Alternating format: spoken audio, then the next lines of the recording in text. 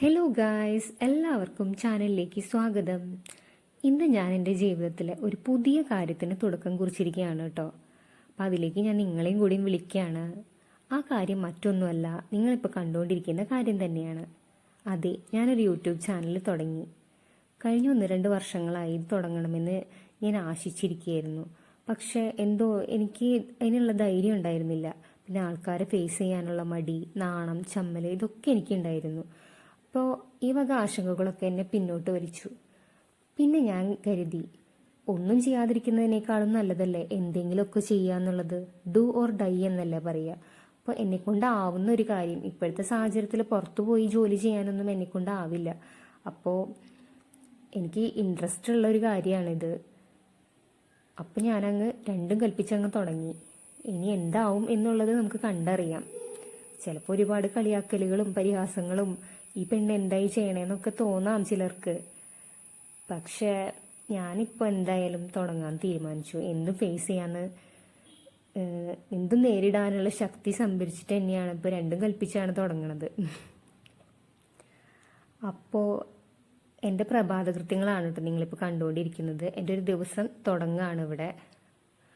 അപ്പോൾ ചായ ഉണ്ടാക്കി, ചോറ് അടുപ്പത്തിട്ടു. ഇത് ചപ്പാത്തിയാണ് ഇന്ന് എൻ്റെ ബ്രേക്ക്ഫാസ്റ്റ്. ചപ്പാത്തി ഇല്ല, സോറി, ആലു പൊറോട്ട. അപ്പോൾ ഇത് ഭയങ്കര ഒരു ഹെൽത്തി ഫുഡാണ് കേട്ടോ. കുട്ടികൾക്കൊക്കെ കൊടുക്കാൻ പറ്റിയിട്ടുള്ള, വെജിറ്റബിൾസ് ഒക്കെ കഴിക്കാൻ മടിയുള്ള കുട്ടികൾക്ക് ഉരുളൻകിഴങ്ങും സവാളയൊക്കെ സ്റ്റഫ് ചെയ്തിട്ടാണ് ഇത് ഉണ്ടാക്കുക. അപ്പോൾ ഇത് ഭയങ്കര ഹെൽത്തിയാണ്. കുറച്ച് നെയ്യ് ഒഴിച്ച് 2 സൈഡും ചുട്ടെടുക്കുകയാണെങ്കിൽ അടിപൊളിയായിരിക്കും. അപ്പോൾ അങ്ങനെ എൻ്റെ ചപ്പാത്തി ഉണ്ടാക്കൽ പരിപാടികളെല്ലാം വേഗം കഴിക്കുകയാണ്. കാരണം മോനിന്ന് ഓൺലൈൻ ക്ലാസ് ഉണ്ട്. അപ്പോൾ ചപ്പാത്തിയുടെ കൂടെ ഞാൻ സെർവ് ചെയ്യുന്നത് തൈരും പിന്നെ മുളക് ചമ്മന്തിയാണ്. ചപ്പാത്തി അല്ല കേട്ടോ, സോറി, ആലു പൊറോട്ട. നല്ല കോമ്പിനേഷനാണ് കേട്ടോ ആലു പൊറോട്ടയും തൈരും. അപ്പോൾ മോന്, ഇതെൻ്റെ മോനാണ്, ആച്ചു എന്നാണ് പേര്. അപ്പോൾ അവൻ കഴിക്കുകയാണ് കേട്ടോ. ഇനി അവനെ കുളിപ്പിച്ച് ശരിയാക്കണം. അപ്പം ഞാനിവിടെ അടുക്കളയിൽ കിടന്ന് ഗുസ്തി പിടിക്കുന്നതിൻ്റെ ഇടയിൽ അവൻ്റെ കളിപ്പാട്ടങ്ങൾ ഹാള് നിറയെ പരത്തി ഇട്ടിട്ടുണ്ടായിരുന്നു. അപ്പം അതൊക്കെ ഒന്ന് ക്ലീൻ ചെയ്യാമെന്ന് കരുതി.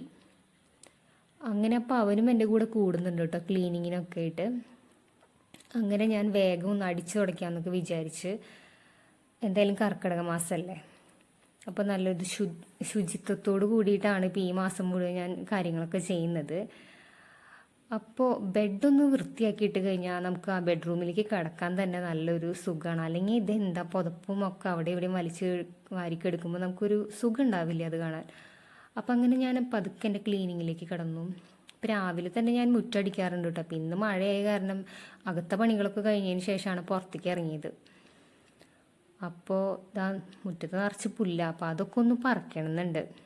എത്ര പറിച്ചിട്ടും കാര്യമില്ല കേട്ടോ. 2-3 ദിവസം കഴിയുമ്പോഴേക്കും പിന്നെയും വരും. അപ്പോൾ ഒരു സൈഡിൽ നിന്ന് പറിച്ച് വൃത്തിയാക്കുമ്പോഴേക്കും ആദ്യം പറിച്ചോടത്തുനിന്ന് പിന്നെയും വളർന്നു തുടങ്ങും. ഇത് വലിയ കാര്യമൊന്നുമില്ല, എന്നാലും പിന്നെ ഞാൻ എൻ്റെ ഒരു സമാധാനത്തിന് കുറച്ചൊന്ന് വൃത്തിയാക്കി ഇടുന്നു എന്ന് മാത്രമേ ഉള്ളൂ. അപ്പം ഞാൻ എൻ്റെ ഒരു ഗാർഡൻ കാണിച്ചു തരാം കേട്ടോ. കുട്ടി ഗാർഡനാണ്, അധികം ചെടികളൊന്നുമില്ല. ഇപ്പോൾ ഉള്ളത് ഞാനൊരു രീതിക്കൊക്കെ അറേഞ്ച് ചെയ്ത് വെച്ചിട്ടുണ്ട്. നിങ്ങൾക്ക് ഇഷ്ടമായതൊന്ന് പറയണേ. അപ്പോൾ ഇതാണ് ചെടികൾ.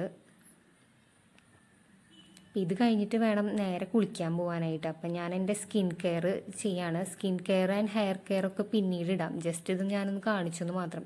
വിശദമായിട്ട് പിന്നീട് പറയാം കേട്ടോ. അപ്പം അങ്ങനെ ഞാൻ കുളിക്കാൻ പോവാണ്. കുളിപ്പരിപാടികളൊക്കെ കഴിഞ്ഞപ്പോൾ എനിക്കൊരു കൊറിയർ വന്നു. കൊറിയർ മറ്റൊന്നുമല്ല, ഒരു വാൾ ഷെൽഫാണ്, കിച്ചൺ ഷെൽഫാണ് കേട്ടോ. അപ്പോൾ അത് ഞാൻ അൺബോക്സ് ചെയ്യാണ്. നിങ്ങൾക്കും കൂടി കാണിച്ചു തരാം എന്താണ് സംഭവം എന്നുള്ളത്. ഇത് നല്ല അടിപൊളി ഒരു സാധനം കേട്ടോ. 263 ഒക്കെയാണ് ഇതിൻ്റെ റേറ്റ്. ഞാൻ മീഷോന്നാണ് ഇത് പർച്ചേസ് ചെയ്തത്.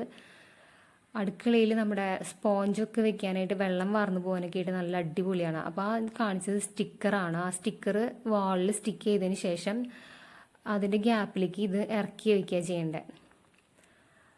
അപ്പോൾ ഞാൻ സ്റ്റിക്ക് ചെയ്യാൻ ഉദ്ദേശിച്ച സ്ഥലം നന്നായി തുടച്ച് ഒന്ന് വൃത്തിയാക്കിയിട്ട് അവിടെ അങ്ങ് സ്റ്റിക്ക് ചെയ്തു. ശേഷം സ്റ്റാൻഡ് അതിലേക്ക് പിടിപ്പിച്ചു.